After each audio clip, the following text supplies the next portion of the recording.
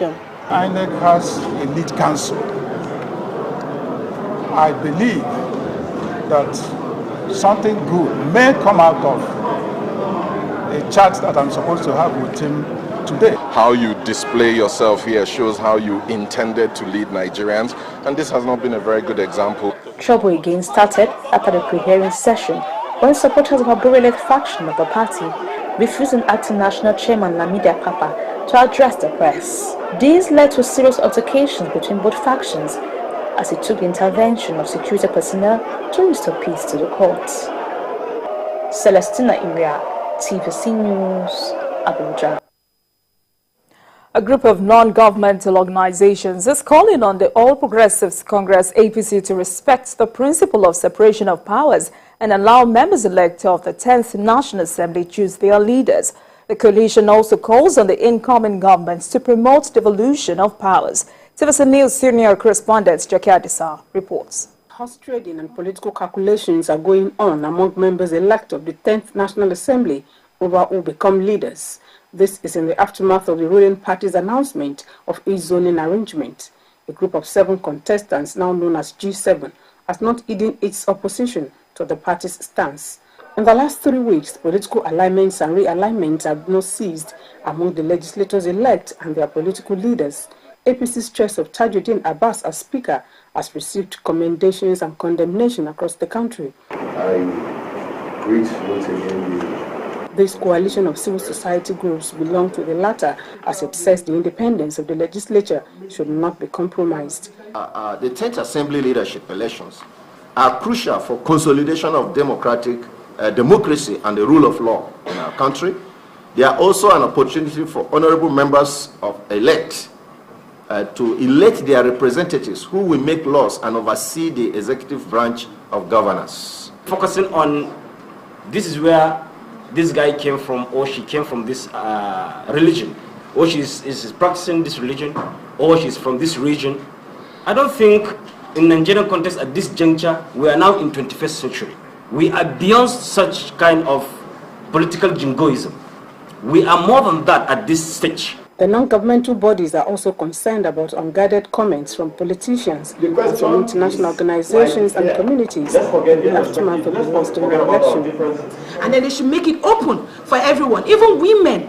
It should be open even for women. If there's a woman that's been sitting in the house for as long as, for instance, as I mentioned, the Senate's standing order, then she should be capable, she should be competent enough to run, because one of the things that will be working in her favor is experience. And so that should always be our guiding principles. Administration is going to be full of Democrats. Neither the president-elect nor the vice president-elect was a military officer at one time or the other. These people are Democrats from the word go. So they should promote democracy. Democracy is our baby, which we must not kill. The coalition urges the incoming Bola Tinubu-led government to run an all-inclusive administration and give a sense of belonging to every region, ethnic, religious, and political affiliations. Jokets, TVC News, Abuja.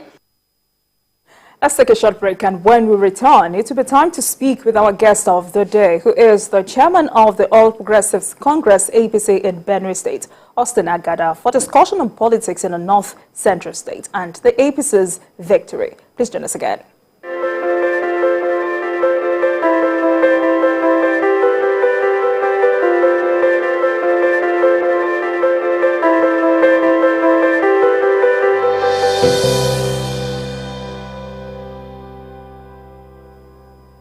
Welcome back. You're still watching Politics Tonight, digging beyond the headlines. And now to our interview with the guest of the day. I am joined by the chairman of the All Progressives Congress APC in Benue State, Austin Agada, for discussion on politics in the North Central State and the APC's victory. Thank you very much for joining us this evening, Mr. Agada.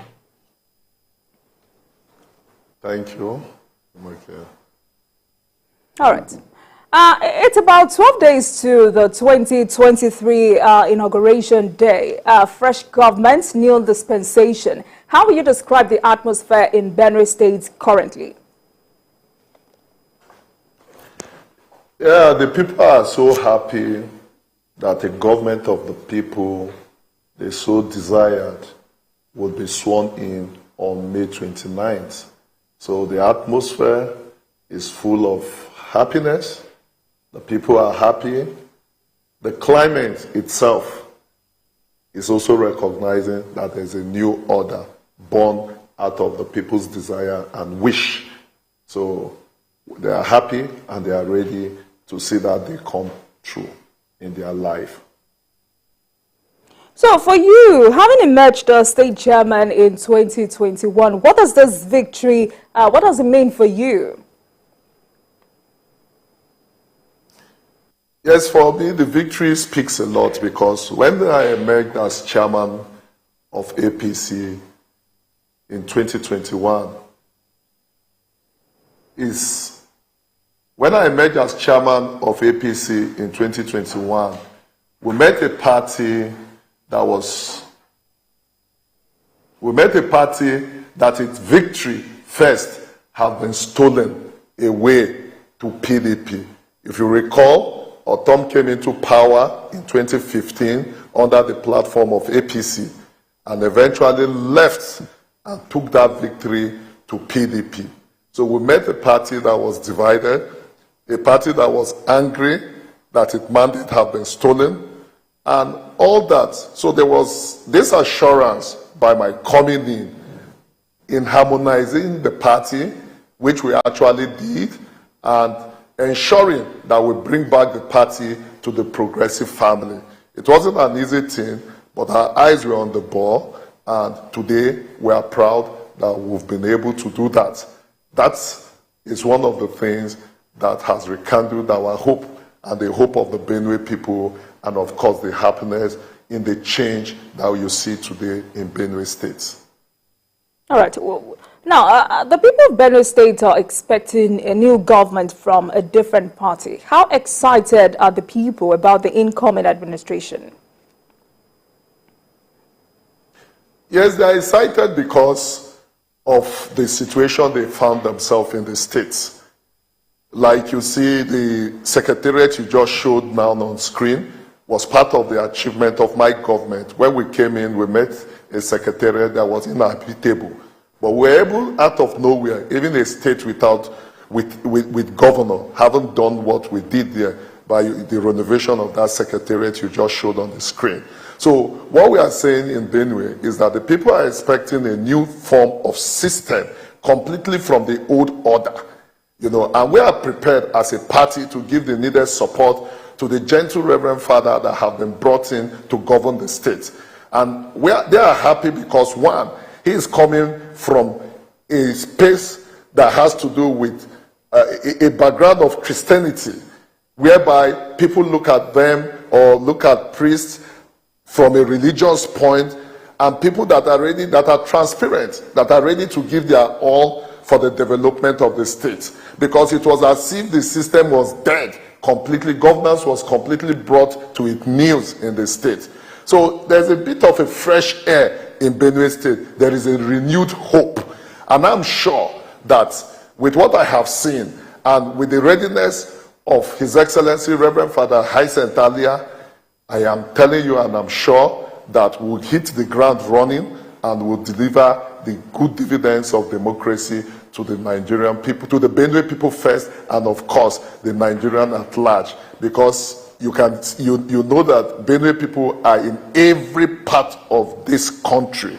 Wherever you go, you meet Benue people. So their welfare, as far as Reverend Father Hyacinth Alia is concerned, it's his utmost target and goal, and ensuring that the system is brought back into working, because everything is in this near collapse.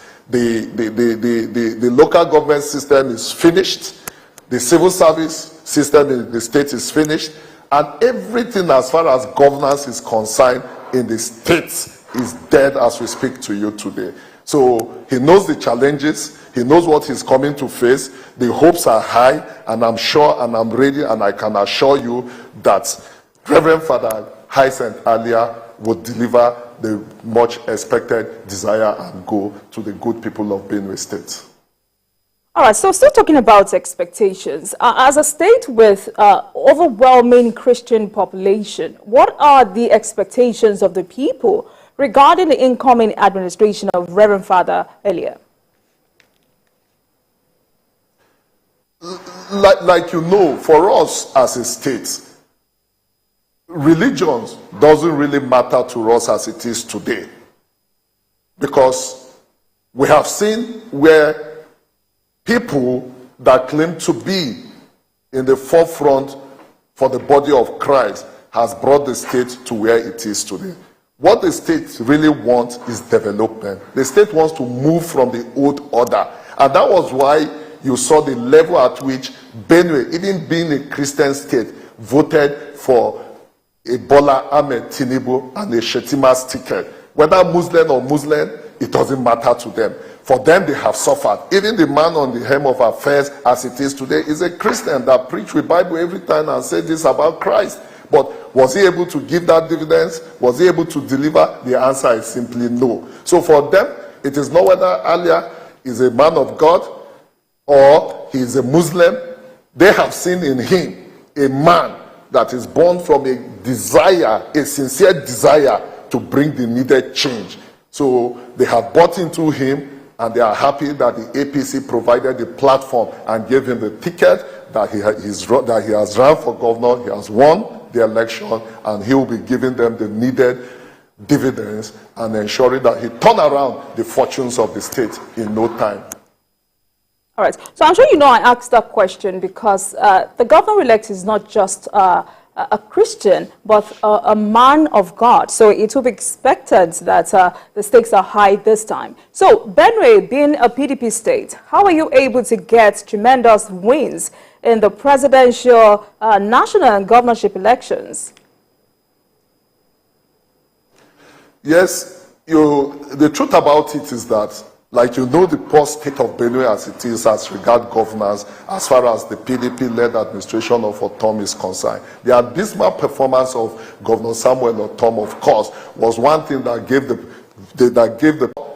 the case of Otom, and it never worked for Benue people. So what Benue were looking was who will give them that dividends of democracy, who will deliver, who will bring back. So they looked at an Aswaju Bola Ahmed Tinubu as a man with the model that he has done in Lagos, the ideas he has to fine-tune the state of Lagos to a world-class state today, or more or less a country. And of course, his running mate or his deputy, who is Shetima, Shetima, that has been governor of Benue State before, a man bunch of ideas, an initiative, all through his period as governor of Benue State. So they saw the two combination of a developer, an architecture, a political constructor in the person of Ahmed Bola Tinubu, and an idealist, someone like Shetima. And of course, it fits. And that was what Benue wanted. Benue want development. They want to see the state move from where it is today to a state whereby it will be envious of everybody. And that was simply what they desired. And that was what they got in the election. So we were happy that we chose the right candidate for the election, and the Benue people knew what they wanted, and given the right candidate, brought the presidential and the governorship, they went for them. And that is why you saw the huge success recorded in Benue State that has never happened in the political history of Nigeria before, you know, whereby 3 Senate out of the 2, we got 2 Senate out of the 3 Senate of the states. Even the third one is in contention in court, and 10 House of Rep out of the 11, and numerous House of Assembly you can think of, over 20-something of it, overwhelming majority in the State House of Assembly, and of course the governor. That has never happened in the political history of Benue, and I stand to be challenged. All right, so Mr. Gada, Governor Otom continues to say he tried his best. And when it comes to backlog of non-payment of salaries, he says that the APC only capitalized on him moving to the PDP, and that the backlog of salaries was caused by the APC leadership, aided by the federal. How true is this? That cannot be true. That is totally not true.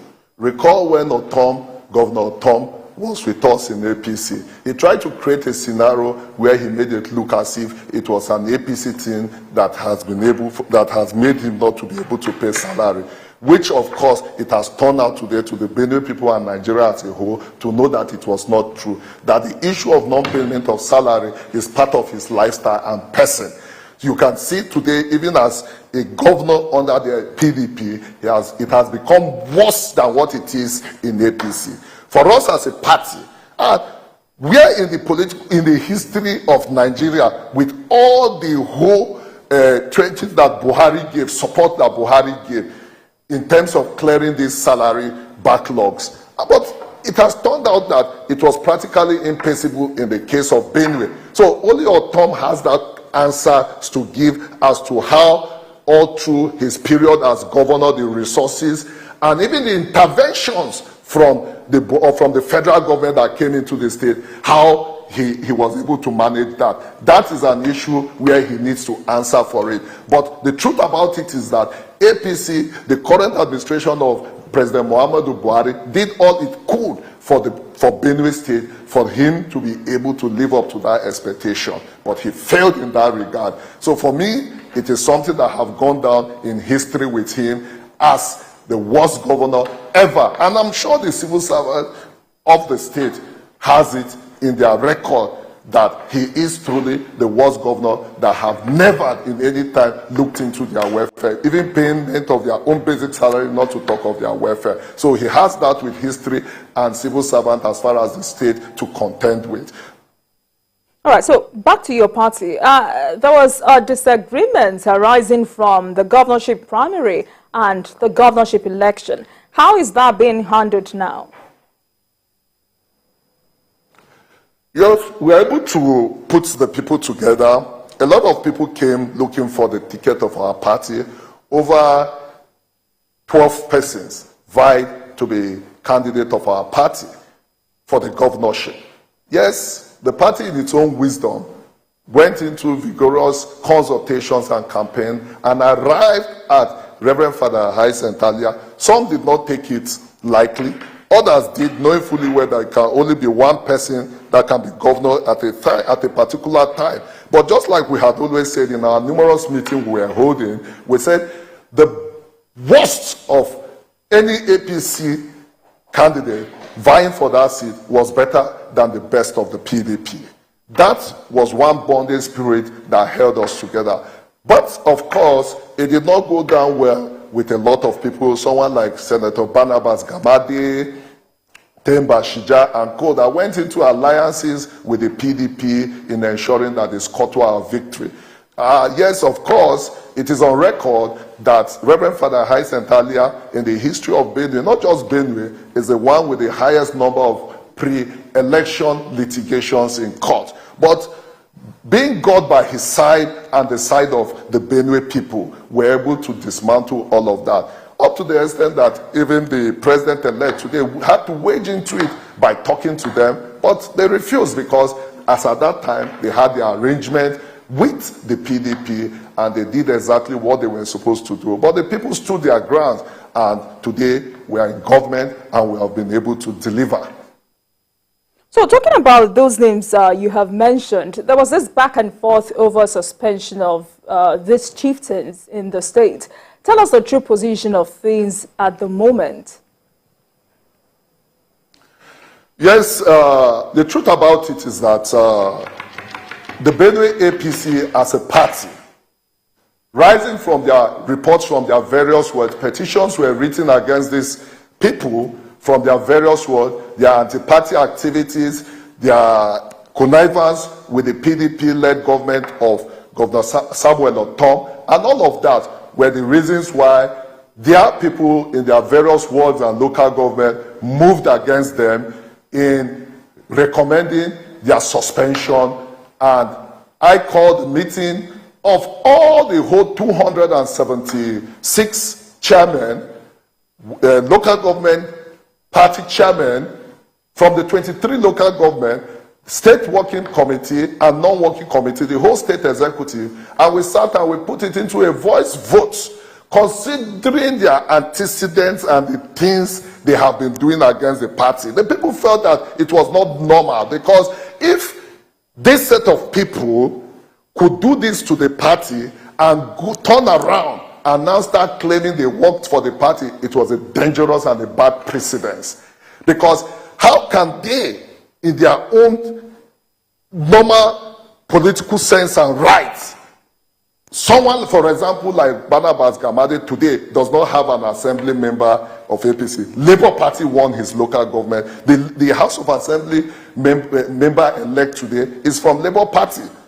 Other position, his polling unit, his wards, everything, he lost it down to his local government. That wasn't even enough. The anger of the people were even more anchored on the fact that even after the election that the people have won, he still went conniving with the same PDP that lost the election, Titus Ubah, that is the current speaker, to take Reverend Father Hyacinth Alia to court. So when the people read all these things, it was in the Congress of all these whole people that resolution were arrived. And then I put it in a voice vote, and the whole people rose up. You need to see the spirit that they're using, rising up to say that these people should be suspended and recommended to the disciplinary committee to give reason why they should not be expelled from the party. It has nothing to do with Austin Agada or anybody. All right, so you're confirming that these chieftains actually worked for Labour Party, or you just concluded because the Labour Party won the awards? No, they actually worked in Konaiva. It is a well-known story in Benue. It is a well-known story everywhere across the state. Nobody would tell you that they worked for the party. If they had worked for the party, let me give you one example. Tell them, or tell Chief Barnabas Gamade to show one picture, one pictorial evidence where he went out to campaign for the party or to campaign for Bola Ahmed, Asuwaju, Tinubu, and Shetima to be president of this country, even if he does not like the face of Reverend Father Hyacinth Alia, who is today the governor-elect. You know, so they never did. There is no compromise about them working for the party. They never worked for the party. And we are saying that even if you have not worked for the party, why turning around to now shortchange those that have worked for the party? It is painful. For me, I had one target to come in and bring back Benue back to the progressive family. And that I'm glad I have done. And of course, one of these measures that I try to bring are initiatives that will strengthen the party and will help the party for tomorrow. Yes, the more the merrier. The more the merrier. But of course, those that have not been part of this success story should also wait for others that have worked for this party to benefit from it. Then they can now come. That is what we are saying. So do you think this will teach a good lesson to party members in the final analysis? Obviously, yes. Because like we had always said, the party is supreme. If the party out of its own wisdom took a decision and said this is what they want, it is better they respect it. Even them, they know it themselves. You know, if I tell you what transpired in Benue, you'll be very shocked. Nigerians will be shocked as to what transpired. Even Senator Barnabas Gamade knows how he was able to, how the short change he did to our candidate, even in the last elections. He knows it. I don't want to say it because he's on screen and he's an elder statesman, but within himself, he knows it. So if you don't do these things, what lessons are you teaching the other persons or the younger generations? Because by virtue of their act, if the party is quiet about it, it means you are telling the others, numerous people that have worked for the party, to also do same thing tomorrow. And I'm not prepared as a party chairman to lose the confidence and the support the people have given to us. So those lessons are so important. But of course, every this thing that comes with its consequences. If they say truly they are sorry, they did this, we are sorry about this, the party will reconsider them. The party will sit down and talk, because the more the merrier. If you did not work for the party today, it doesn't mean that tomorrow you won't work for the party. And that was why I went straight in bringing new initiatives and policies by saying that the era of the campaign should be over. Because even in a football match, a good coach should be able to know when to recruit members. And that is why we have put a stop at those that are willing to decamp to the party, so that those that have really worked for the party should be able to enjoy this party, at least to an extent, before those that would want to join should join, or to join in the next political electionary race, so that once you contribute your own quota to the party, you can also enjoy the dividends of what you have suffered for the party. All right, well said. So, Mr. Gada, you know, winning election is one thing. Using the power well is another. So how confident are you about keeping a united party in government, especially with this trend of anti-party activities in your state? Yes, that is why we are taking some of these measures. I can assure you that if these measures are not taken, it will bring to more dissolution in the party. And for me, as a person, I know the strength of our party today in the States. And I know what the people want. And that is what I am giving to them. Because you must come at every given time with an idea of every particular time. Every political time comes with its times, its seasons, and how you intend to move with that political year or time. And this is simply what I am doing. For us as a people, we are united, we are together. The mass majority of the people are together. And that is why you see the unprecedented results you saw in Benue. Except you think that those results were manufactured or does not matter to you. But if it matters to you, then you ask us again and again, how did we come about it? And we'll tell you. And that is why, for me, I appreciate so much the person of our president-elect today. Because he was confident. And he knew, he supported the party, he supported us. He knew even when people said we were not going to win, they wrote us off. They said that Benue was Labour Party, Benue is PDP. They boasted and said all sorts of things. But the president told our leader, Senator Dr. George Akume, that I believe in you and I know you can make this thing happen for us. And he also translated those words to us, and today we have victory. The vice president-elect today, he was particularly about Benue. He was concerned, he was reaching out, he was supportive, and that was what we were getting in Benue, including the CBN governor today, Godwin Emefiele.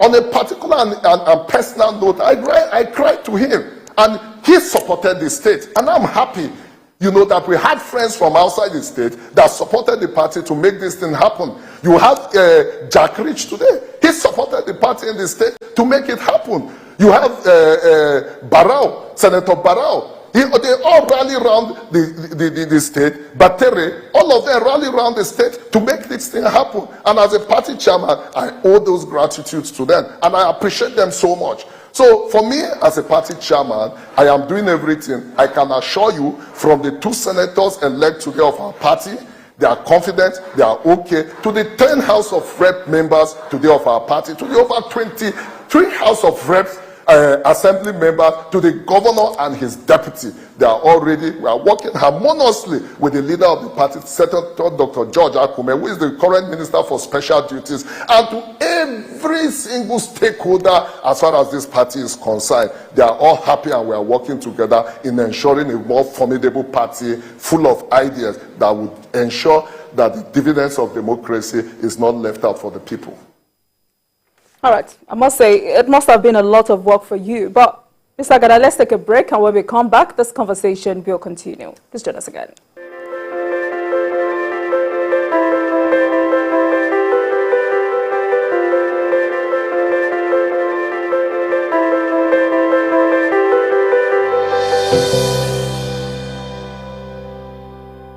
Thank you very much for joining us again. You're watching Politics Tonight, digging beyond the headlines. And tonight we're discussing Benue politics and APC's victory with the chairman of the All Progressives Congress, APC, in the state, Austin Agada. So, Mr. Austin, let me ask you this. Now, just like you also said, Governor Samuel Ortom was brought into the government house under the platform of the APC. Now is finishing his 8 years tenure on the PDP. How confident are you that the governor-elect will not repeat such defection?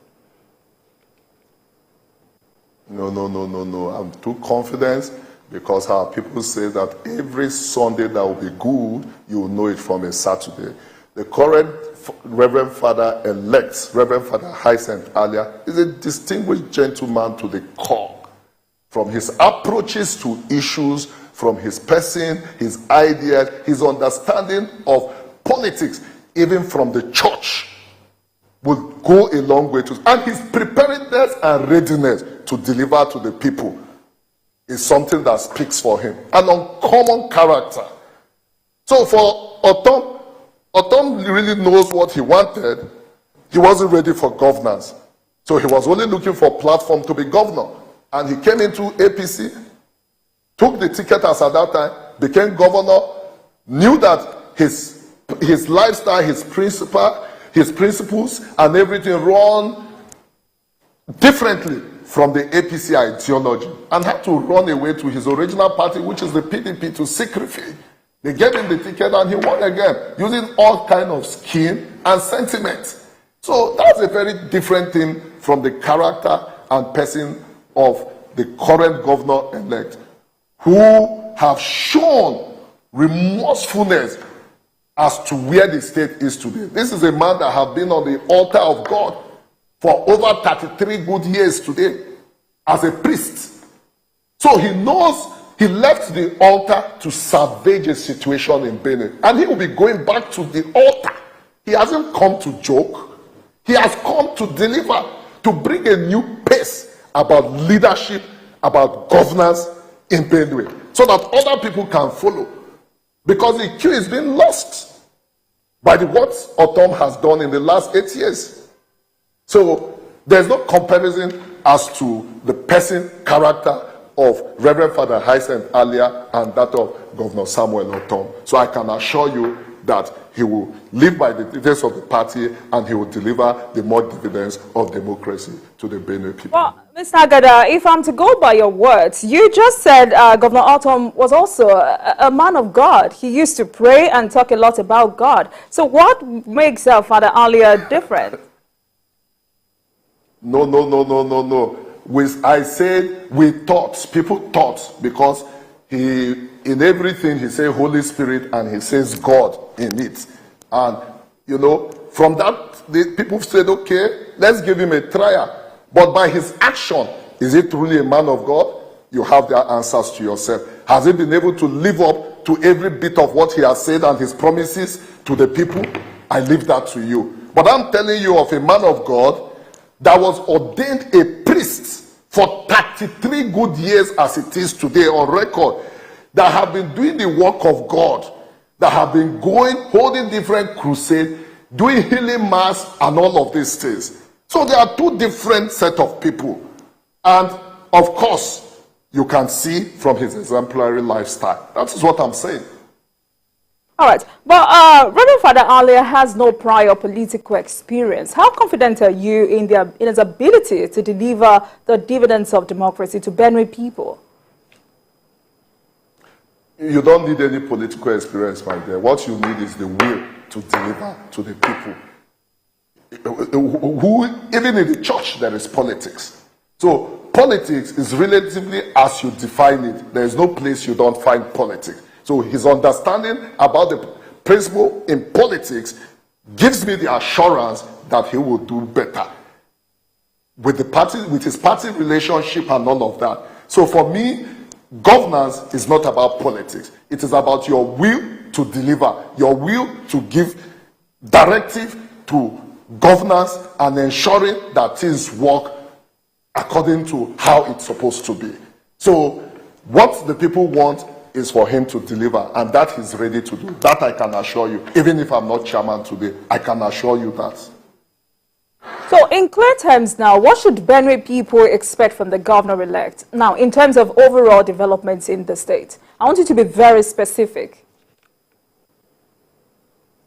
Yes, like I said when I was talking, I told you that the situation, infrastructure, governance, and everything, civil service, is at a near collapse in the state.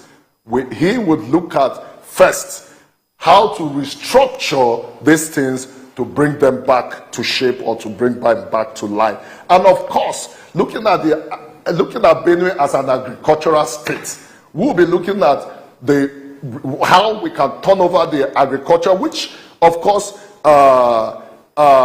he has his blueprint I have seen, and I know agriculture helps primary health care, education, ICT. Borrowing the leaf of Lagos is one of the things and ways he intends to turn around the economy of the state, of Benue State. So you can be rest assured that he will be doing all of these things in no time in ensuring that Benue get back to its lost glory. So, the APC will take over power from the PDP-led administration of Governor Autumn. What sort of cooperation are you getting from the outgoing government for a smooth transition? Well, like you know, the cooperation has not been there because reasons best known to them. As at the last time I discussed with the transition committee, no notes from the outgoing government have been handed over to the transition committee headed by the former head of service, Honorable Mike Odere, and meetings are not even regularly called, no sort of briefing and all of that. They say they will do it on the last day of the expiration of their tenure. Well, if that's what they have chosen, we'll wait for that and we'll go by that. So are you making any efforts? Of course, there's a committee there, always seated, discussing. He has a committee headed by the secretary to the state government, Tony Ijoho. We have ours headed by Mike Odere, the former head of civil service in Benue. So it is for them to collaborate and bring an understanding to how they are living, the handing over notes, and how we are coming in and all of that. So it is our belief that this week, if they choose to do it, fine. If they don't choose to do it, what is important is that May 29th, Reverend Father Hyacinth Alia will be sworn in as duly elected governor of Benue State, and we'll start from there. So, interestingly, Benue State will now be under APC control. That's the ruling party at the federal level. How do you think this will benefit your state?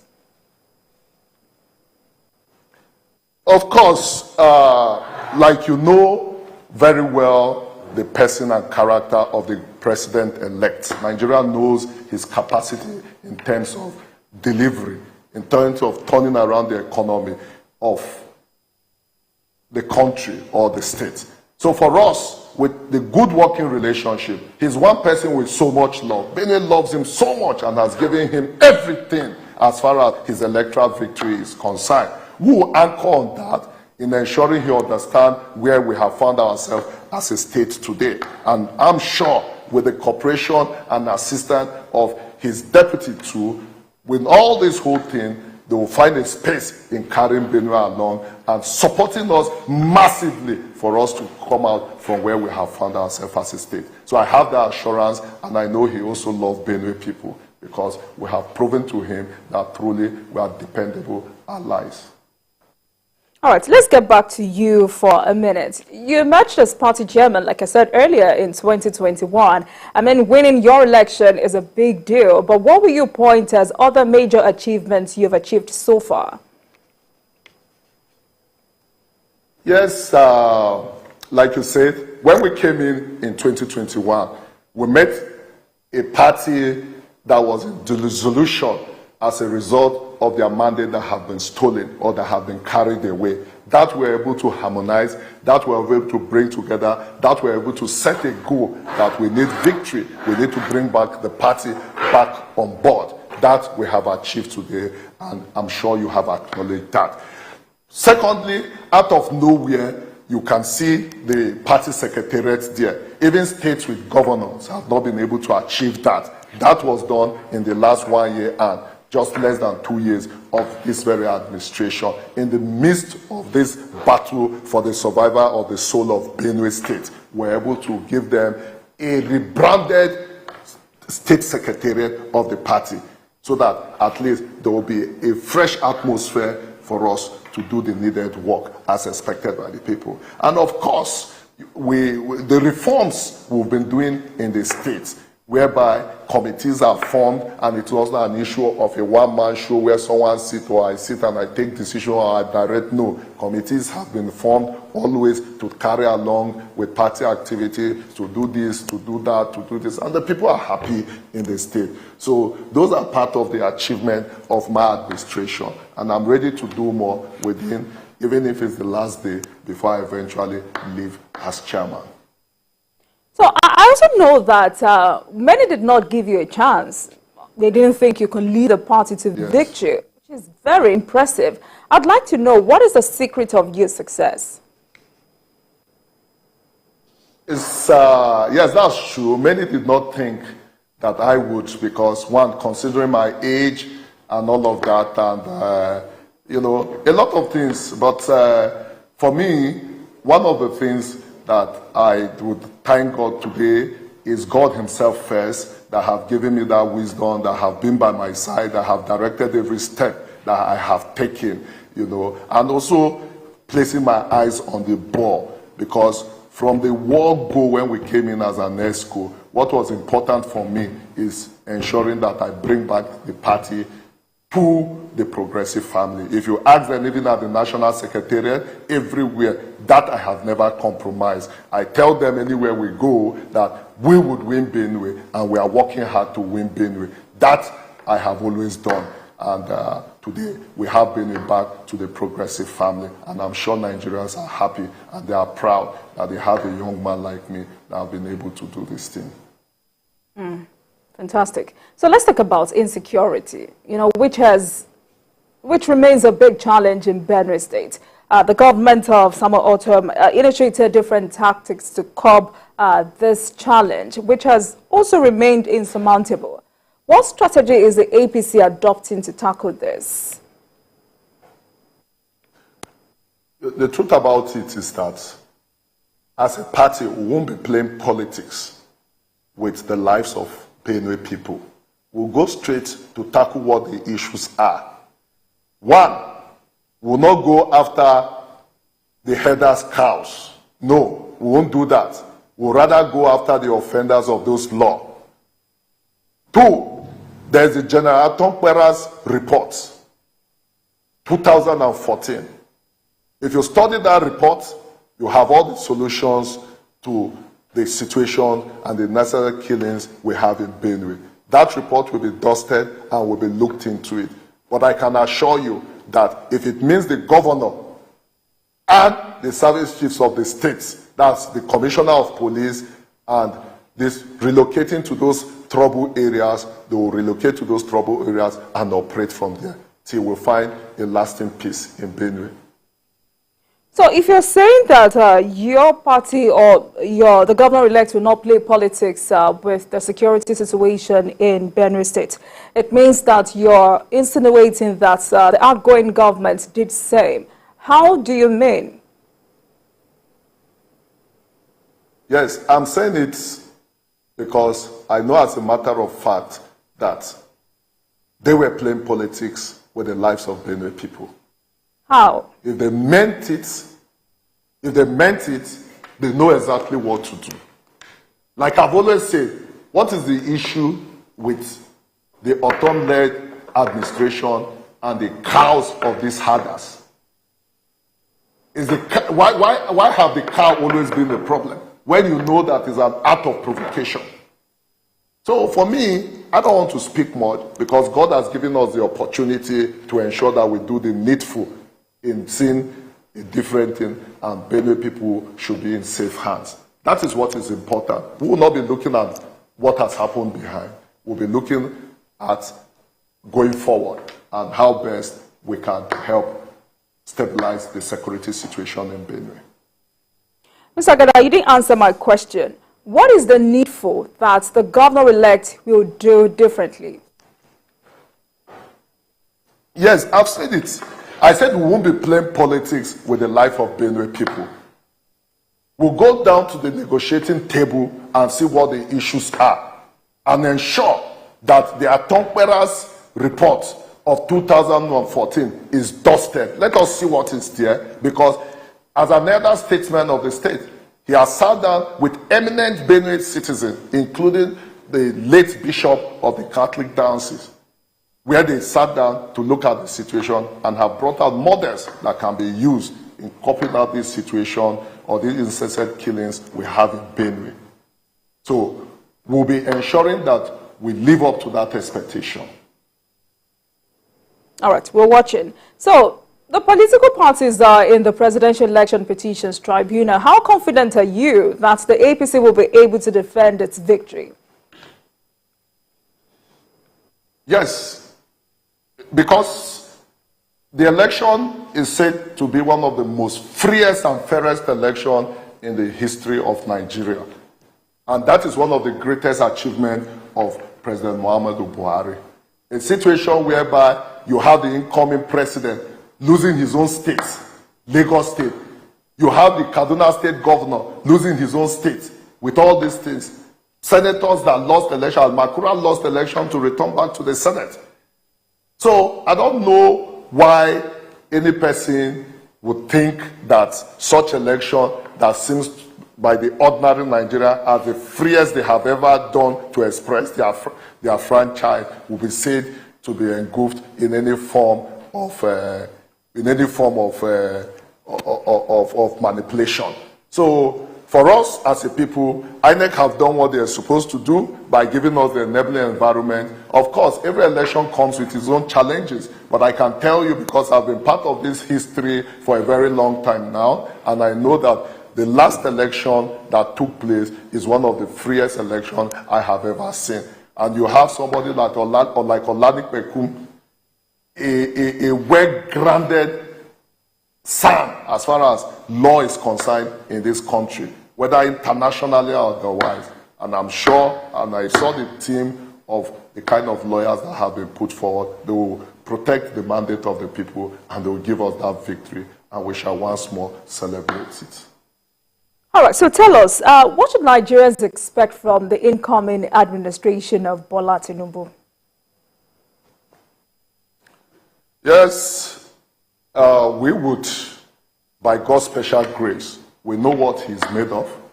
And I want to assure Nigerians that you'll see a different model as far as governance is concerned in this country. You'll see whereby Nigerians will be placed side by side with other countries, developing countries, and you'll see that Nigeria will be topping the charts. I know, as a matter of fact, that there's no room whatsoever for any form of misguidance or whatever as far as governance is concerned. He's a man of intellect, he's a man that knows his onions, he's a man full of energy as far as delivering of governance is concerned. So Nigeria should expect a different ball game from the normal norms of governance. And by God's special grace, we'll reach that level. All right, so quickly, and I want you to be very specific now. What 4 key areas do you think the President-elect, Asiwaju Bola Ahmed Tinubu, should focus on as a matter of urgency? Well, the educational sector, of course, is one part that should be looked into. And also the infrastructure of the country. Buhari has done his best. It is important that Bola Ahmed Asiwaju sees it from that point, and of the transportation system, it's very, very key and important for him to also enhance and look into it. And the ICT, the technology, because every developing world today, every country that has developed rapidly would tell you that the technology is one of the factors that have helped them to turn around the fortunes of their country. If those 4 factors are looked into, I can assure you that Nigeria will be singing a different song. All right, so Mr. Gadan, let me have your message to the people of Benue State as Governor-elect Reverend Father Alia assumes office. Yes, I want to tell them that they should not cease in their prayers for the governor-elect and for our party, that we are determined in ensuring that the needed governance, development, and dividends of democracy reach their table. My assurances to them is that we will not disappoint them. We will do all we can. We will not sleep. We will ensure that the fortunes and the life of the mass pensioners, civil servants, all those that have worked for the state that have not been paid, we will ensure that we do that as much as possible with the help of Mr. President-elect and every other thing that we need to do. Of course, that social contract between us and them when we went around campaigning and talking to them will not be breached. We'll do everything humanly possible to live to that expectation. They can be rest assured. What we are coming to do is more or less a sacrificial government for the Benue people. That is my assurance and word of hope to them. All right. Thank you very much, Austin Agada, Chairman of the All Progressives Congress, APC in Benue State, as we focus on Benue politics and the APC's victory. Thank you very much for coming on the program tonight. And I must say that we wish you and the governor-elect the very best as you take over power in Benue State. Thank you very much. Thank you. And thank you very much for watching. That marks the end of today's episode of Politics Tonight. But the conversation continues from here. Get in touch with us on Twitter at TVC News NG and at Olajumoke using the hashtag Politics Tonight. We are also on YouTube at youtube.com/TVC News Nigeria. I am Olajumoke Olatuji. Goodbye.